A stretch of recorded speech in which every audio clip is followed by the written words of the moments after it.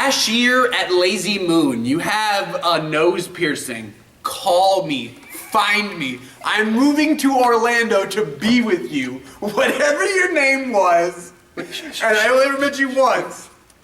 He doesn't love you like that. He's never gonna love you more than I do.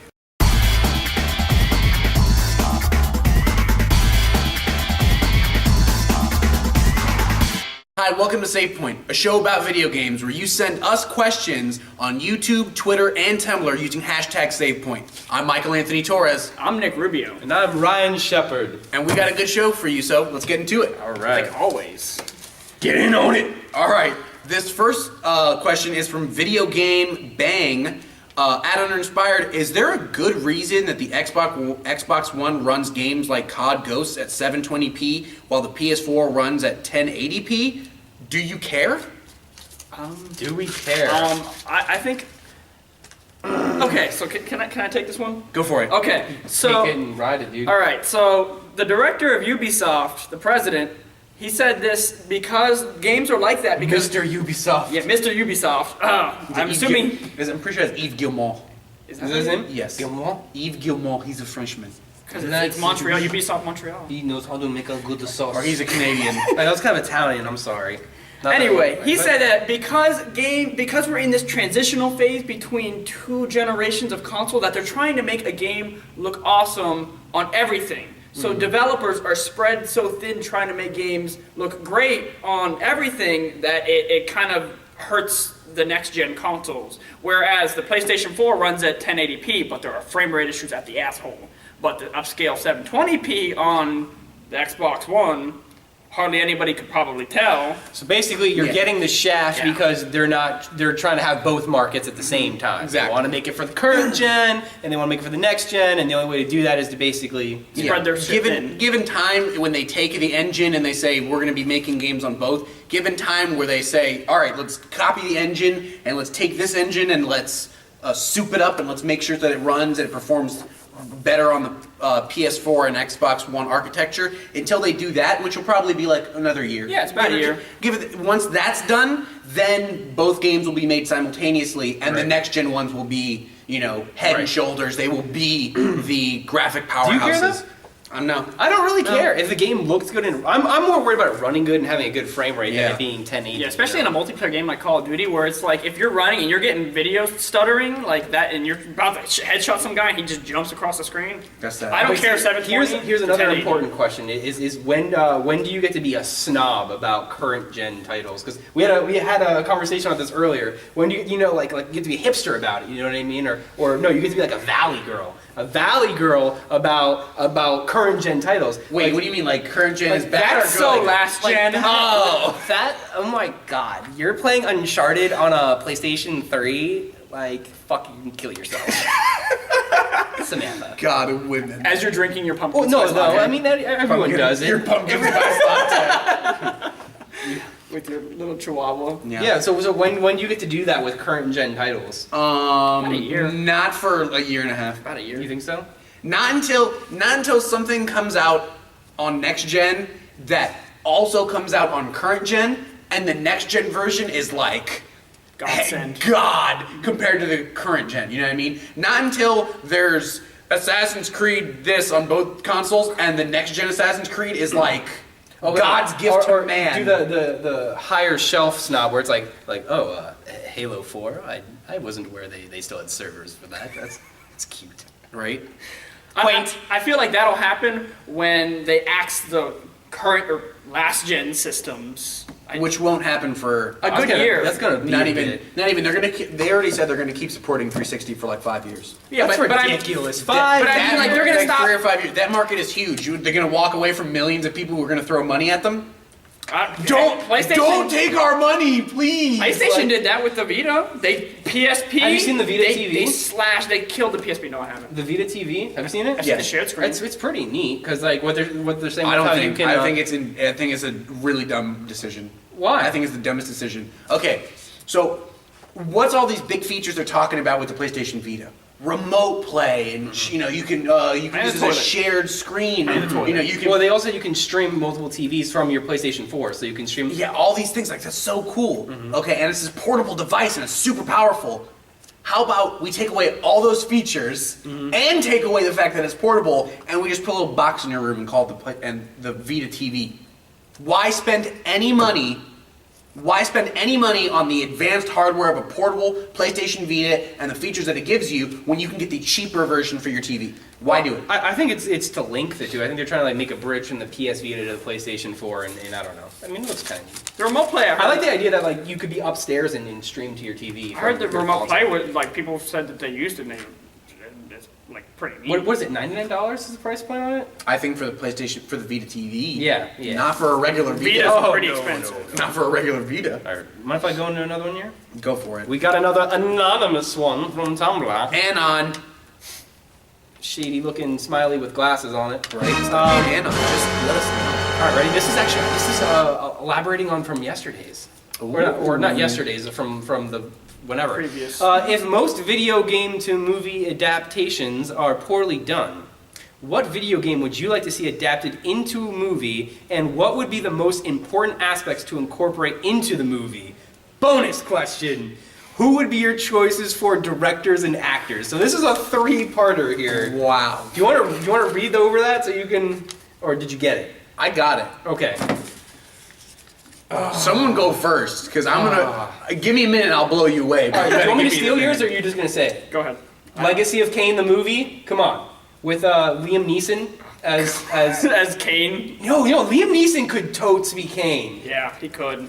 Yeah. Just the makeup. I mean, he could do it. Okay, and who's directing that, and who's like, how's this happening? Who directed the first Underworld? Maybe go for them. You don't think so? No. Guillermo del Toro. Yes. Done. Yes. He Pan's could. Labyrinth, but Legacy of Kain. Yes. The monster design for that would be amazing. It would fucking blow my mind.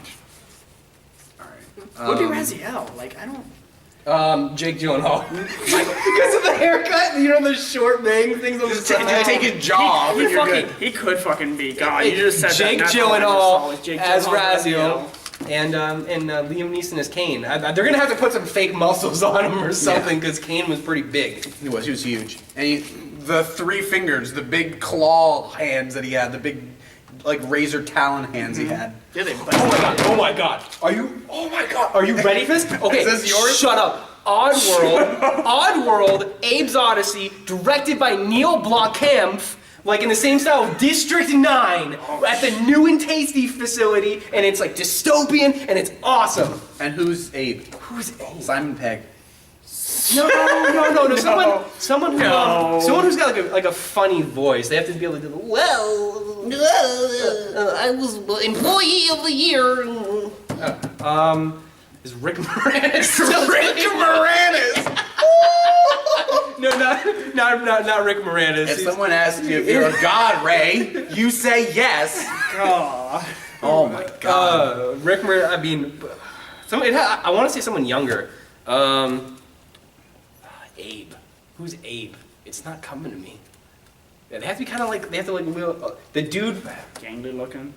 I was thinking maybe the guy from Chuck. I don't know his name. Zachary Levi? You think he could do it? I don't know. Is he awkward enough? Wait, no. I was gonna say Michael Cera. Oh, no! I'd watch that. Okay, right? And like Jonah Hill is Munch from yeah, the Gabbit. Oh yeah. God. Make that movie right now. All right, what's yours? All right. I don't know. I feel like mine's generic, but I would love to see it. Okay. I'd pick Halo. Okay. And it doesn't have to be about Master Chief. It could be about any number of the characters and things like that. Okay. And what I think they would have to keep in the movie is the sense of scale, like the size. You have to feel like this is a big war going on. Mm-hmm. There's a lot riding on this, but it still has to focus on a small set of people. Okay, here's who I would direct it, and here's why. Okay. Steven Spielberg, okay, just take Saving Private Ryan and put it in space. You are aware of the war. You're aware that there are just massive battles going on, but it's all about the personal story of this small squad of men and their skirmishes trying to get to a predetermined point. It'd be a sad. Who's your leading role? Here, who's my lead? Now here's the thing. I don't think it has to be Spartans. Like you could do ODSTs, you could do regular soldiers, and for me, I would like to see a movie that was about Spartans, but maybe not like Master Chief. A squad of grunts. Yeah, like or a squad of ODSTs. Okay, yeah. And I feel like my lead for that would be Michael Fassbender. Oh, I love Michael Fassbender. Michael Fassbender, he's got the acting chops. He's an incredible actor, but at the same time, it's not like he's so above this that he would never do something that I can't see him getting jacked. I think but scratch Liam Neeson as Kane and do Michael Fassbender because he would be a scary vampire. He would. He's got a mouthful of teeth. Have you seen Michael Fassbender smile? He's like, it's kind of scary, but it's charming. He would be a good vampire. Michael Fassbender. Yeah. And That then would be I would awesome. give, and then like let's say Sergeant Johnson showed up like as a cameo. Sam Jackson, come on. No. See, here's the thing. You could do Sam Jackson, but I feel like that's too easy. Yeah. Okay. I'd have Idris Elba. Oh. Fuck. Oh! Because Idris Elba. Heimdall! Anybody who's seen Canceling the Apocalypse. any movie with Idris Elba knows that guy has some fucking range. He can be anybody he wants to be. He's a handsome man. And he's a handsome you man. know, you're like, and you can see him With the cigar, with the hat, and just be like, let's fucking go. He's got the shoulder assault rifle. come on. Did you see Pacific Rim? No, I haven't. Oh, dude, you have to watch it because you're like, I would follow that man into the dark. He's just leader. What? It's just Idris like Elba. a closet. He's just like, come on. Idris Elba, Michael Fassbender. I'd watch the shit out of that dude. Same. I watched that so quick. Woo! I want to watch all these films. Yeah, we just did this to ourselves. And now they're never gonna happen, ever. Okay, so actually, that's going to be the question. You have to tell us what your video game movie is, who your leading stars, who directs it, and What's important to keep from the game. Right. Did we really do that? Well, Oddworld was easy. Just the essential storyline and The kind humor, of that goofy humor. See, that's funny. Is if you can take a dystopian, post-apocalyptic kind of feel and put goofy humor to it. That's interesting. Skill. Maybe it could be co-directed where it's Edgar Wright and Neil Edgar Blomkamp. Wright. Because they're like real snappy, montagey things. All right, what were you gonna say? You want to see my paper?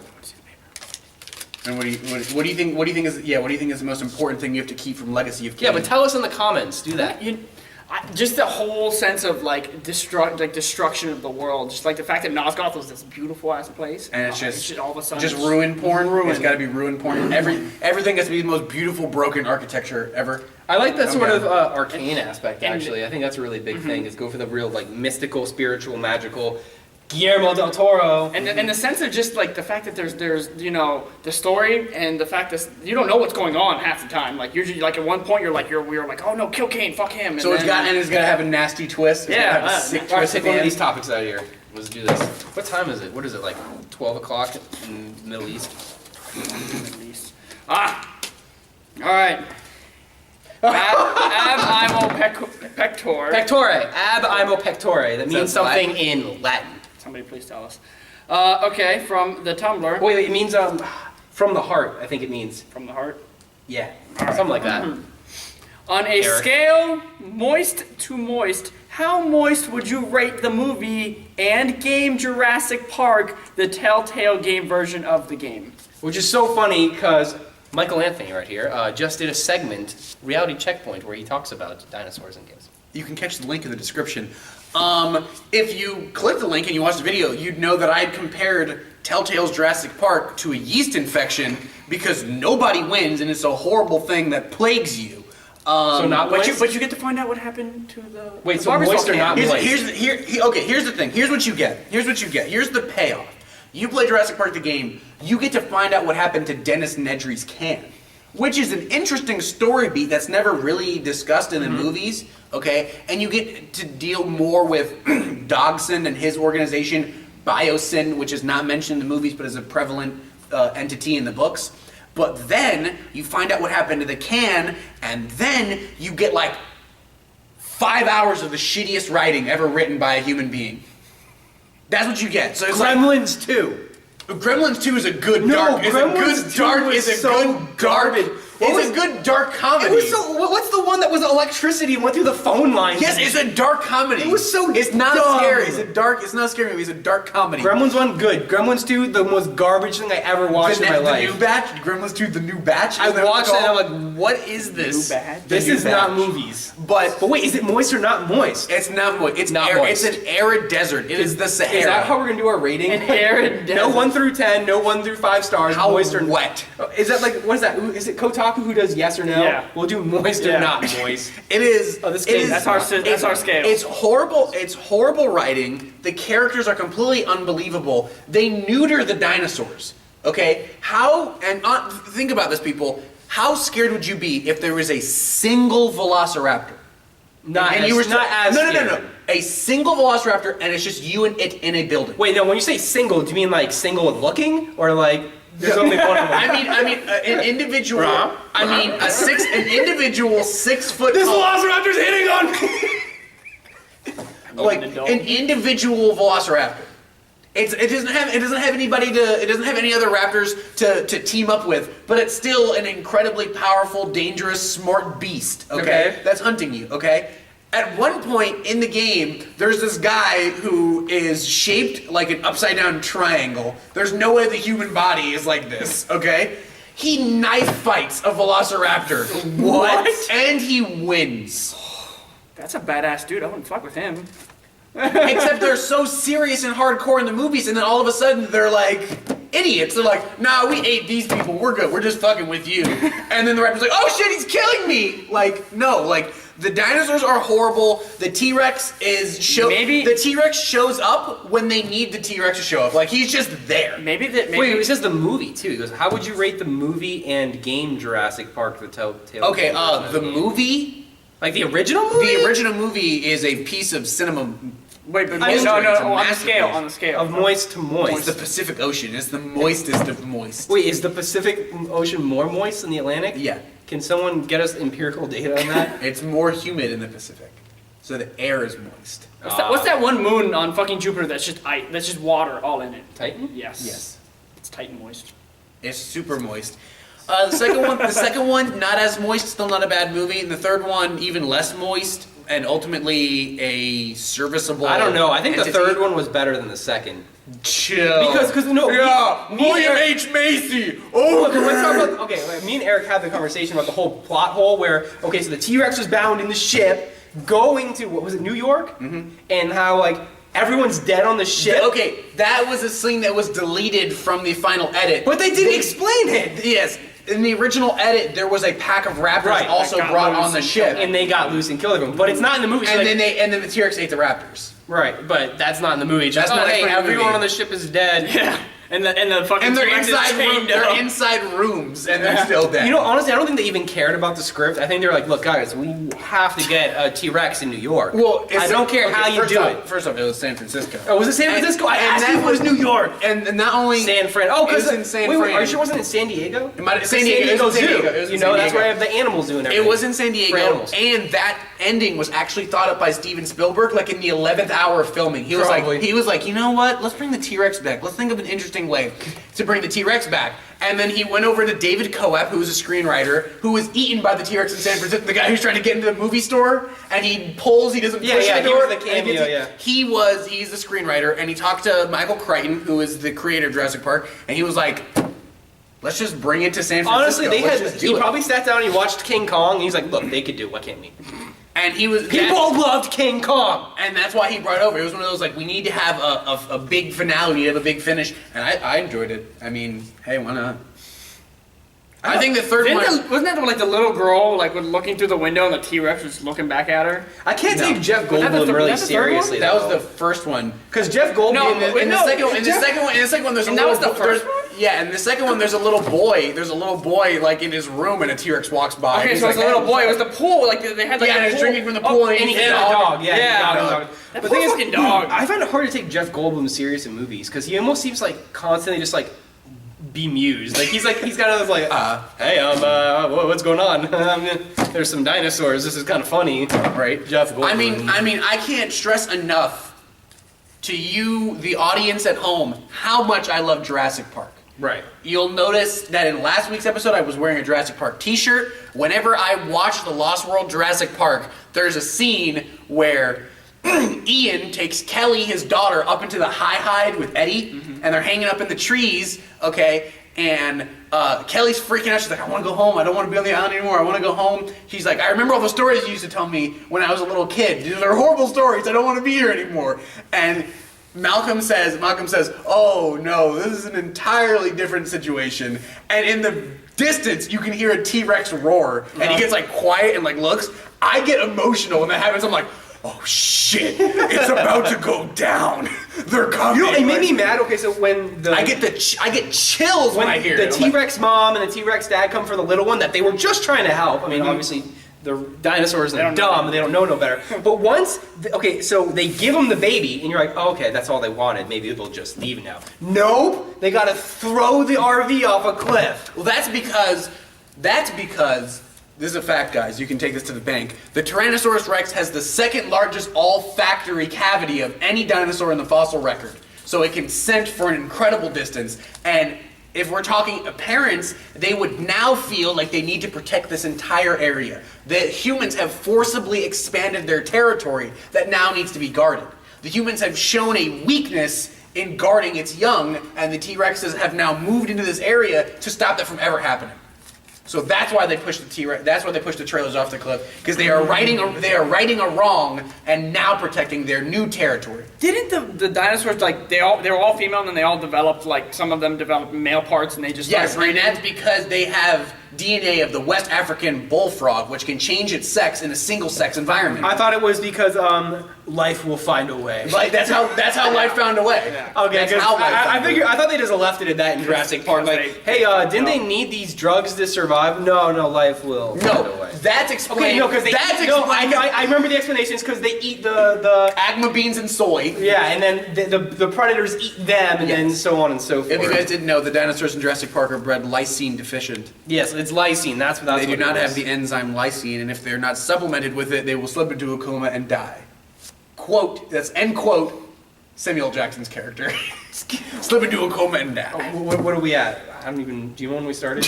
We started like 30 minutes ago, like 20 minutes ago. All right, I think that'll do. That'll do, pig. That'll do. Thank you for joining us again. Yeah, let us know about your favorite adaptation, and let us know what you think has to happen for a good film adaptation. Pitch us your film! Let us know who's directing it, who's starring in it, and let us know what's the single most important thing from the game that's going to carry over. And let me know what you think about Jurassic Park. Right. I want to know. Mike wants to have the one-on-one conversation. I want to know. I want to talk. I want to reach out to our audience and just talk to you guys about Jurassic Park. It's going down. Jurassic Park 4. Press the like button. Jurassic Park 4, aka Subscribe. Jurassic World, starring Bryce Dallas Howard. Let's go. Subscribe. We should make a subscribe song. No.